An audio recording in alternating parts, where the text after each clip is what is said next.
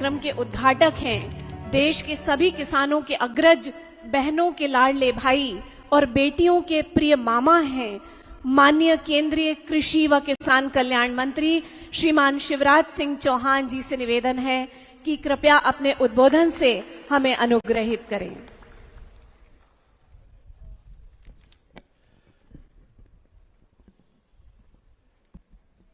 महाराष्ट्र के कर्मठ, गतिशील, जनता के लिए समर्पित, कल्पनाशील मस्तिष्क के धनी, जो लगातार नए इनोवेशन भी करते रहते हैं और जिनके नेतृत्व में महाराष्ट्र अब देश के कई राज्यों को दिशा दिखा रहा है, ऐसे यशस्वी मुख्यमंत्री आदरणीय देवेंद्र फडणवीस जी, हमारे कृषि मंत्री आदरणीय माणिकराव कोकाटे जी, हमारे राज्य मंत्री भाई आशीष जायसवाल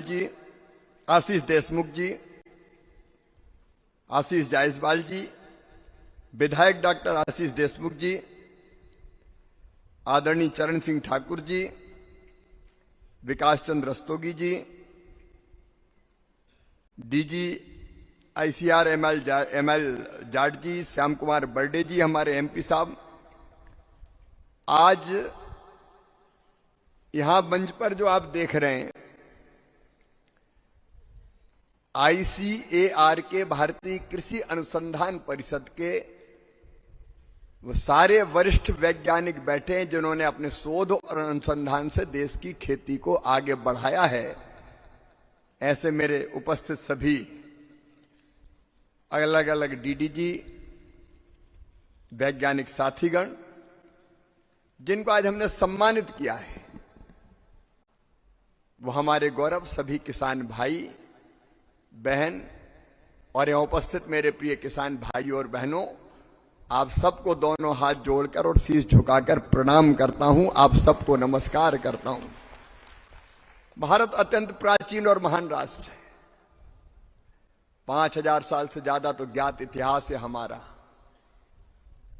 जब दुनिया के तथाकथित विकसित देशों में सभ्यता के सूर्य का उदय भी नहीं हुआ था, तब भारत में वेदों की ऋचाएं रच दी गई थी। यह अद्भुत देश है और इस देश को आगे बढ़ाने के लिए हमारे प्रधानमंत्री श्रीमान नरेंद्र मोदी जी प्राण प्रण से जुटे हुए हैं। उनका लक्ष्य है एक वैभवशाली भारत, एक गौरवशाली भारत, एक संपन्न भारत, एक समृद्ध भारत और एक शक्तिशाली भारत का निर्माण, विकसित भारत का निर्माण। और भारत शक्तिशाली है तो अभी आपने देख ही लिया है। हम अपनी तरफ से कभी किसी को छेड़ते नहीं हैं, लेकिन किसी ने अगर हमें छेड़ा तो उसे हम छोड़ते नहीं हैं। हमें अपनी सेनाओं पर गर्व है। सेना के शौर्य को प्रणाम करता हूं, उनके अचूक निशाने को प्रणाम करता हूं और अपने नेतृत्व की सटीक रणनीति को भी प्रणाम करता हूं। लेकिन आज हम किसानों की चर्चा करने इकट्ठा हैं। कृषि भारतीय अर्थव्यवस्था की रीढ़ है और किसान उसकी आत्मा। और किसी मंत्री के रूप में मैं आपको अंतरात्मा से कह रहा हूं, मेरे लिए ये केवल ये नहीं है कि मैं मंत्री हूं, मेरे लिए किसानों की सेवा भगवान की पूजा है। और इसी भाव से प्रधानमंत्री जी के नेतृत्व में लगातार प्रयत्न ये कर रहे हैं कि अगर विकसित भारत बनाना है तो विकसित खेती और समृद्ध किसान बनाना ही पड़ेगा। उसके बिना काम चल नहीं सकता। विकसित गांव, गरीबी मुक्त गांव, यह हमारा लक्ष्य है। और यह केवल भाषण के लिए नहीं है, इसके लिए सटीक रणनीति है। आज का यह कार्यक्रम कोई साधारण कार्यक्रम नहीं है। हमने देखा कृषि के क्षेत्र में काम पहले भी हुए। महाराष्ट्र की सरकार ने भी बहुत अच्छे काम किए और खेती में काम करने वाले, खेती के लिए इतनी संस्थाएं और इतने लोग हैं।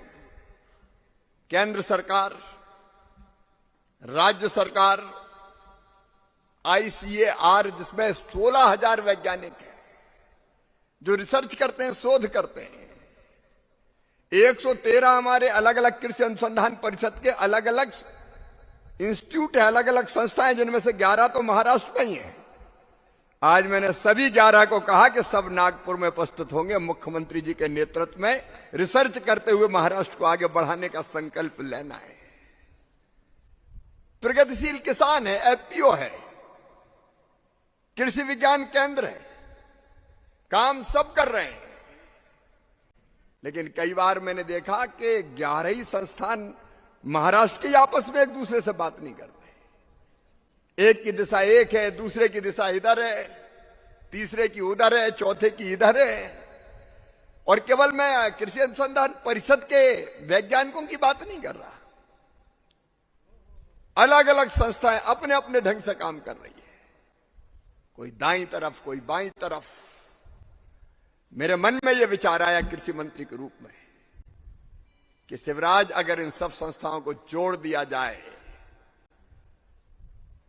इनके लक्ष्य तय कर दिया जाए, लक्ष्य प्राप्ति का रोड मैप बना दिया जाए और उस पर पूरी मेहनत से चला जाए तो चमत्कार किया जा सकता है। खेती में चमत्कार किया जा सकता है। हमारे किसान परिश्रमी है, मेहनती है।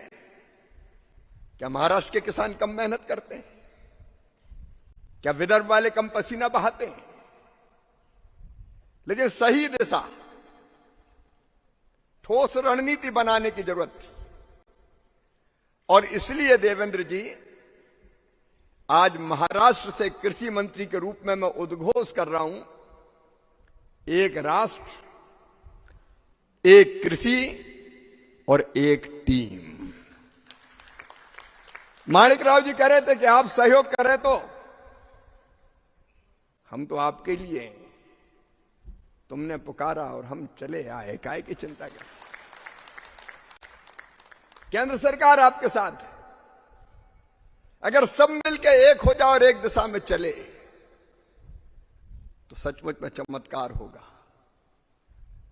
और मैं इसलिए कृषि मंत्री नहीं हूं कि कृषि मंत्री बन के इतराता रहूं, साला में तो सांप बन गया।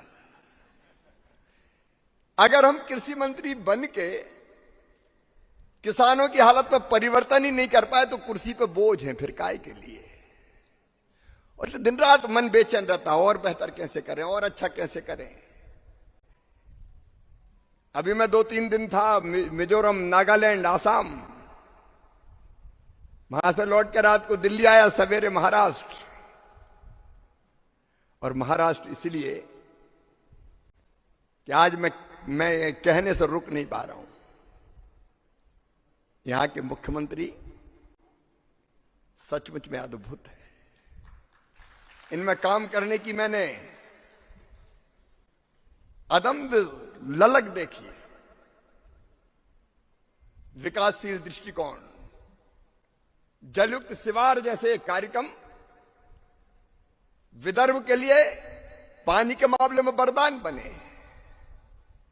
जन कल्याणकारी योजना अद्भुत है। और कल्पनाशीलता की, अब ये करना है, ये करना है। संयम और धैर्य अद्भुत है। आज मुझसे रुका नहीं जा रहा। एक समय जब सरकार बनाने का मौका आया था तो हर एक सोचता था कि देवेंद्र जी मुख्यमंत्री बनेंगे, लेकिन देवेंद्र जी के माथे पर सिकन नहीं आई। उप मुख्यमंत्री बन के ही उन्होंने आपके महाराष्ट्र की सेवा करने का काम किया। और इसलिए मुझे पूरा विश्वास है कि महाराष्ट्र एक मॉडल बनेगा। इसलिए आज हम यहां से ऐलान कर रहे हैं, एक देश, एक राष्ट्र, एक कृषि और एक टीम का। इसलिए सारी टीम आज यहां इकट्ठा है। केंद्र सरकार है, प्रधानमंत्री जी का आशीर्वाद है। राज्य सरकार है, मुख्यमंत्री जी, कृषि मंत्री जी, कृषि राज्य मंत्री जी, सांसदगण, विधायकगण, कृषि विभाग और ग्रामीण विकास का पूरा अमला आया है आज दिल्ली से उठ के नागपुर में। सारे वरिष्ठ वैज्ञानिक आए हैं मेरे, आज पूरी टीम यहां है। और ये केवल भाषण देके नहीं जाएगी, इस कार्यक्रम के बाद आपके साथ बैठ के महाराष्ट्र के कृषि के विकास का रोड मैप बनाएगी। जो अच्छे काम चल रहे हैं उनको आगे बढ़ाते हुए हम महाराष्ट्र के लिए, विदर्भ के लिए और क्या बेहतर कर सकते हैं। आपको पता है 16,000 वैज्ञानिक हैं हमारे पास, 16,000 वैज्ञानिक जिनके पास टैलेंट है, जो दिन रात शोध करते हैं। लेकिन वैज्ञानिक शोध करते हैं लैब में और किसान काम करता है खेत में। एक लैब में है, एक लैंड पर है, लेकिन लैब और लैंड को कभी जोड़ा ही नहीं गया। हमारी कोशिश है कि वैज्ञानिकों को किसानों से जोड़ के हम प्रयोगशाला और खेत को एक कर दें, ताकि पूरा लाभ रिसर्च, शोध और अनुसंधान का मिले। हमारी रणनीति है खेती को लाभ का धंधा बनाने की। नंबर 1 उत्पादन बढ़ाना, और उत्पादन बढ़ाने के लिए अब यही हम देख रहे थे, अभी जो एक कार्यक्रम हमने प्रारंभ किया है, राष्ट्रीय मृदा स्पेक्ट्रल लाइब्रेरी, अभी आपके सामने। अब मिट्टी कैसी है ये ढंग से पता ही नहीं है, और पता चला ऐसी जगह कपास लगा दिया जहां जड़ें अंदर ही नहीं जाती, तो कपास खराब हो जाता है। किसान मेहनत करता है, मेहनत पानी में चली जाती है। उत्पादन बढ़ाना तो क्या क्या करना चाहिए? नंबर 1 अच्छे बीज, शोध करके, अनुसंधान करके बेहतर बीज बनाए। और लगातार मेरा ध्यान इस पर है, और हमारे डीजी आईसीआर भी बैठे, अच्छे बीज बनाओ, उत्तम बीज बनाओ। अभी 2 किस्में धान की हमने जारी की है, जीनोम एडिटिंग पद्धति से, जिसमें 20 से लेकर 30% तक उत्पादन बढ़ेगा, और समय जो है अवधि धान पकने की 20 दिन कम हो जाएगी, पानी कम लगेगा और मीथेन गैस का उत्सर्जन कम होगा। जीनोम एडिटिंग पद्धति से पहली बार हमारे वैज्ञानिकों ने चमत्कार किया है, मैं उनका अभिनंदन करता हूं। अच्छी फसल देने वाले, कम पानी वाले, जलवायु अनुकूल, तापमान बढ़ जाता है। अब टेम्परेचर बढ़ जाए तो पता चला कि उत्पादन आधा हो गया।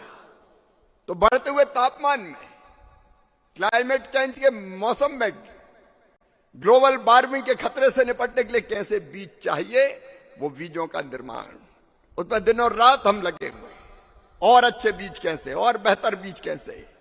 पर हेक्टर उत्पादन दुनिया के कई देशों से कम है। हमारी कुछ मर्यादाएं, कुछ सीमाएं हैं। हम अभी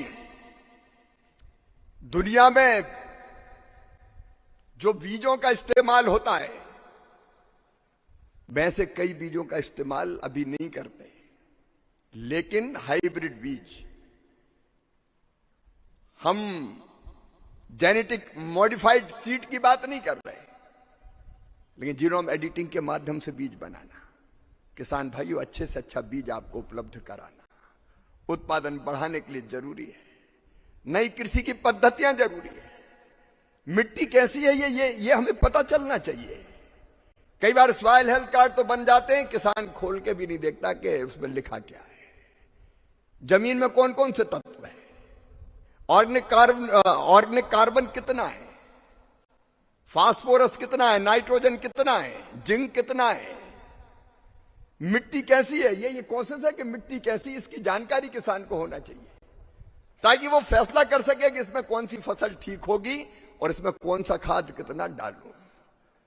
और नहीं तो कई बार दे डीएपी और दे यूरिया। अब जरूरत है कि नहीं पता ही नहीं है। कैल्शियम की कमी नहीं और कैल्शियम की गोली गटकते रहो तो शरीर को फायदा होगा क्या? कई बार पैसा भी लग जाता और नुकसान भी हो जाता है। और इसलिए कौन सी चीज कितनी मात्रा में डालना, कैसे डालना, एग्रो क्लाइमेटिक कंडीशंस क्या है, उसमें कौन सी फसलें बेहतर होंगी, कौन कौन से कीटों का प्रयोग होगा, वायरस अटैक होगा, उनसे कैसे अपनी फसल बचाएं, उत्पादन बढ़ाने के लिए जरूरी है।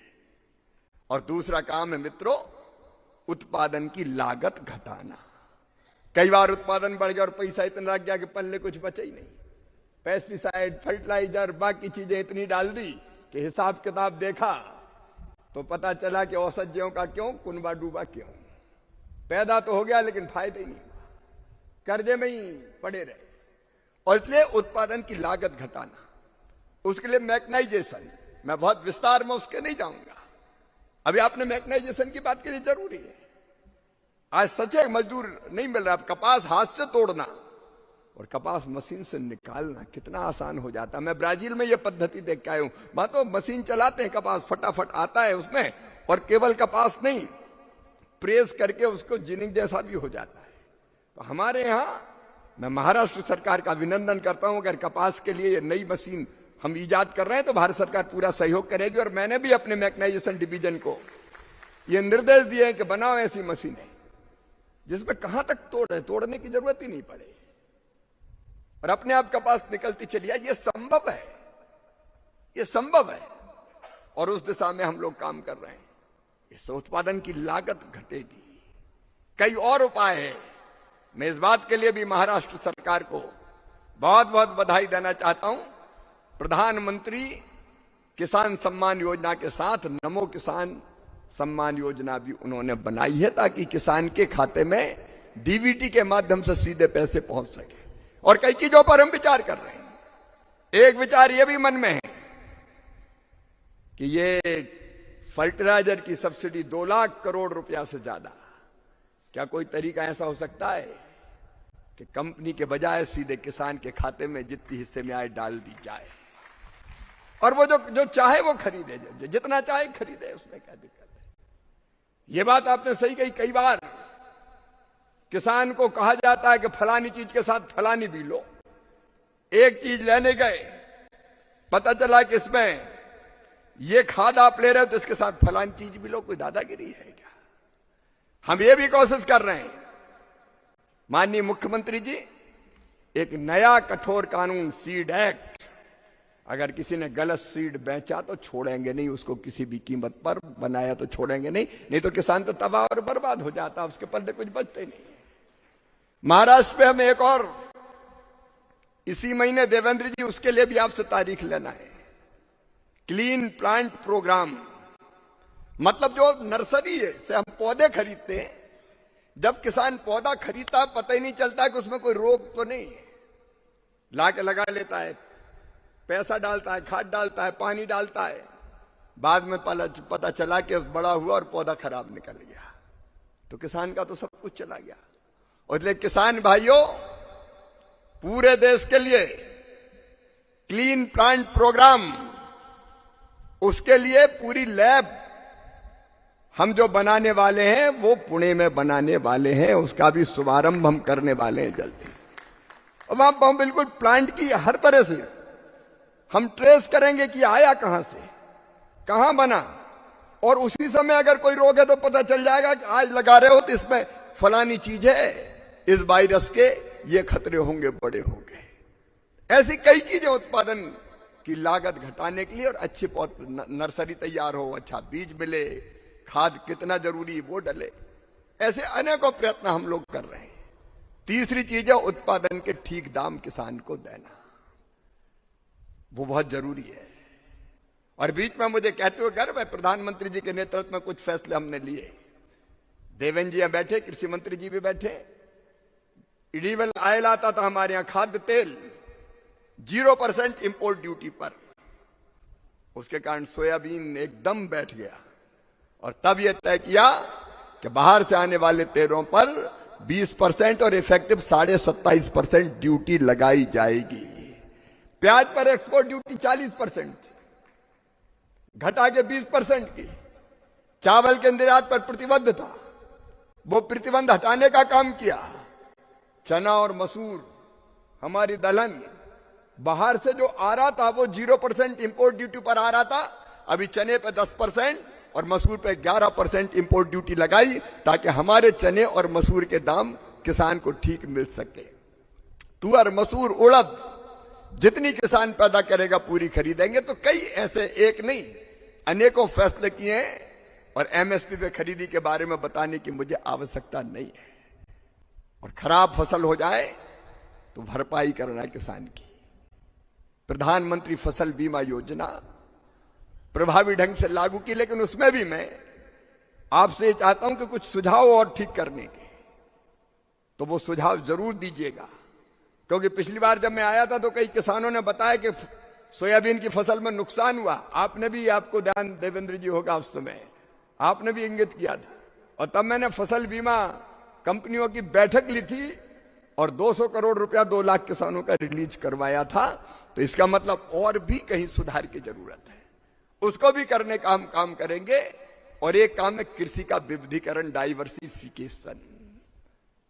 अब एक ही फसल लगे, सोयाबीन है तो सोयाबीन, कपास है तो कपास ही कपास, कई बार हम चेंज भी नहीं करते कई सालों तक, उसके कारण भी दिक्कत होती। तो और कौन कौन सी वैकल्पिक, मैं ये नहीं कह रहा कि सोयाबीन और कपास न लगाए, मैं तो कह रहा हूं कि विविधीकरण भी जरूरी है, डाइवर्सिफिकेशन।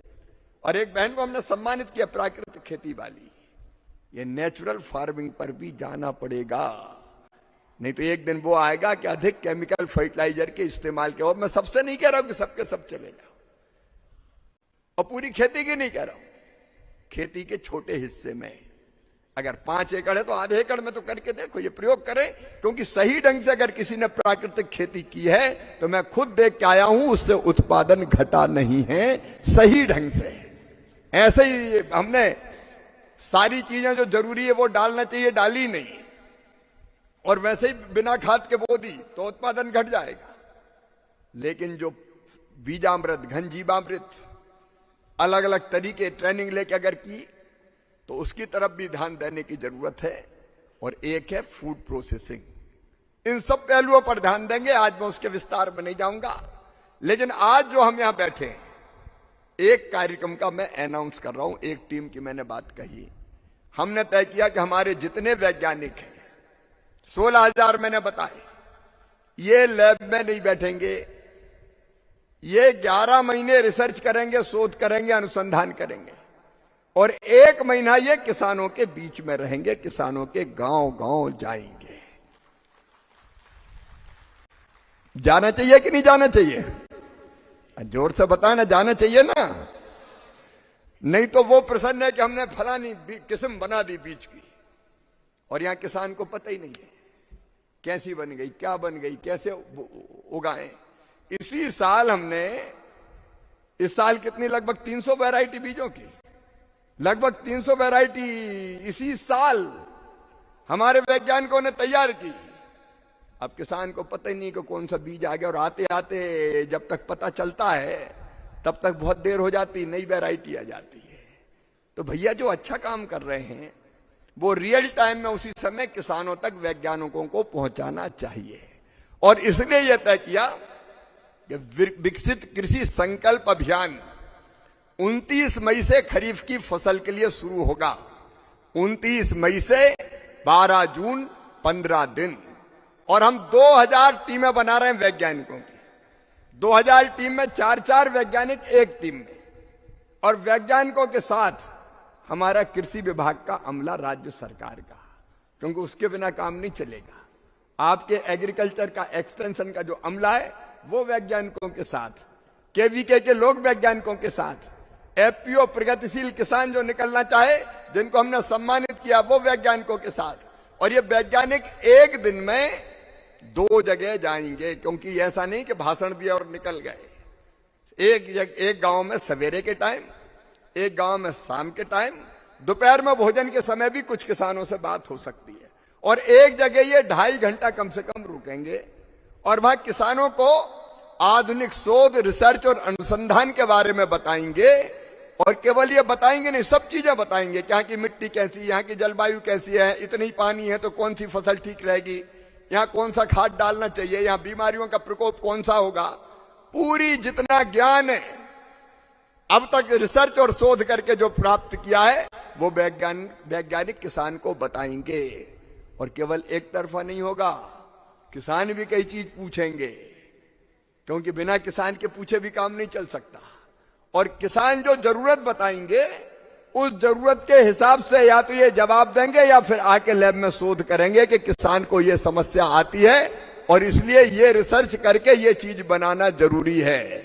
क्योंकि जो पैदा कर रहा है खेत में उसकी मांग क्या है ये तो देखो, उसकी जरूरत क्या है ये तो देखो।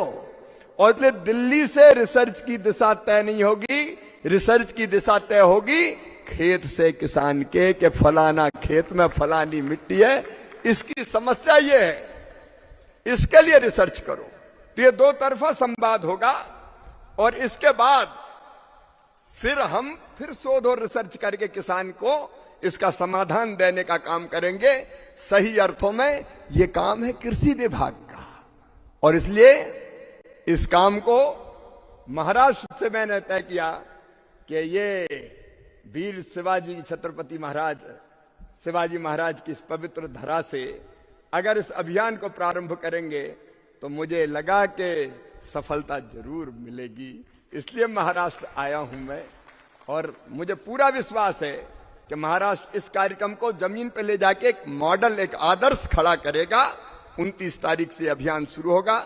मैं ज्यादा समय नहीं लेता, कई तरह की समस्याएं हमारे सामने हैं, उनका समाधान भी इस अभियान के अंतर्गत हम निकालने की कोशिश करेंगे।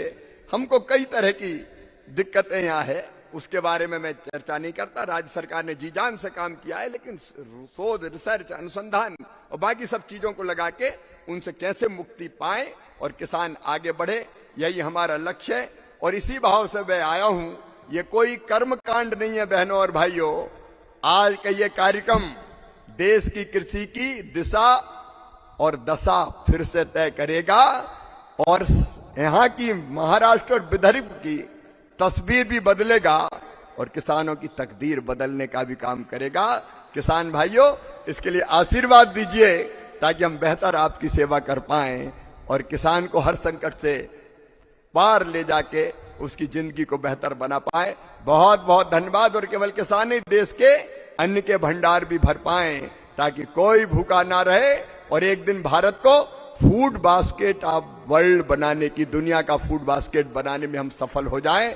हम हमारे देश को भी खिलाएंगे और दुनिया को भी खिलाएंगे। बहुत बहुत धन्यवाद।